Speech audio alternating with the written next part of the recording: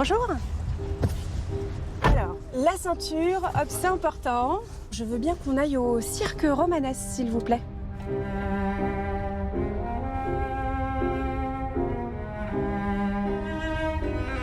Seigneur, ouvre mes lèvres et ma bouche annoncera ta louange.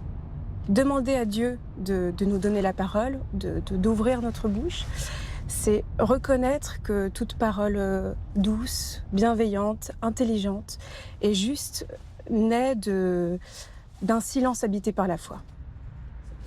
Dans le spectacle, je pratique une danse qui s'appelle le derviche tourneur. Et pour moi, c'est un moment de prière, un moment de silence. Et d'ailleurs, il se passe quelque chose de très beau, c'est que à la sortie du spectacle, les gens viennent me voir et me disent écoutez, c'est assez joli parce qu'on a senti que vous étiez ailleurs. Et c'est vrai. Je suis ailleurs à ce moment-là et on sent, une forme de sourire spontané. Comme si, justement, la parole inattendue était là avant de prononcer un mot sur ça. Reprendre le cirque romanesque, c'est la transmission.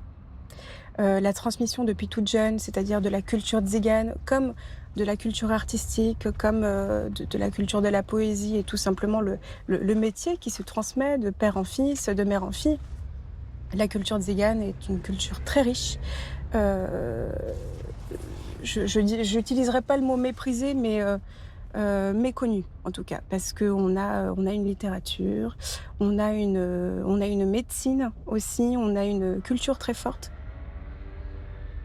Le thème du carême, cette année, sera « Viens, suis-moi ». Je trouve que c'est un très beau thème, qui est un appel, en fait, qui fait écho à cette transmission et à ce flambeau repris par rapport au cirque romanesque. Donc ça m'inspire ça pour ce carême 2026. On arrive à la maison au cirque romanesque. Et oui, parce qu'on habite en caravane, c'est ce qui rend la vie si atypique. Merci beaucoup. Je vous souhaite un très bon dimanche. Merci. La parole inattendue de Rose Bouglione-Romanès, la jeune directrice du cirque romanesque, dernier cirque tzigane au monde. Son nouveau spectacle Folie nomade qui fait son grand retour à Paris jusqu'au 26 avril.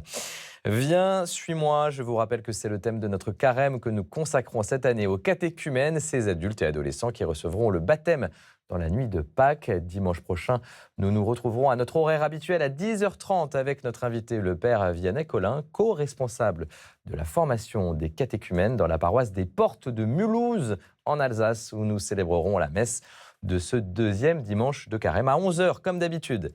Très bonne semaine à chacune et à chacun sur France 2.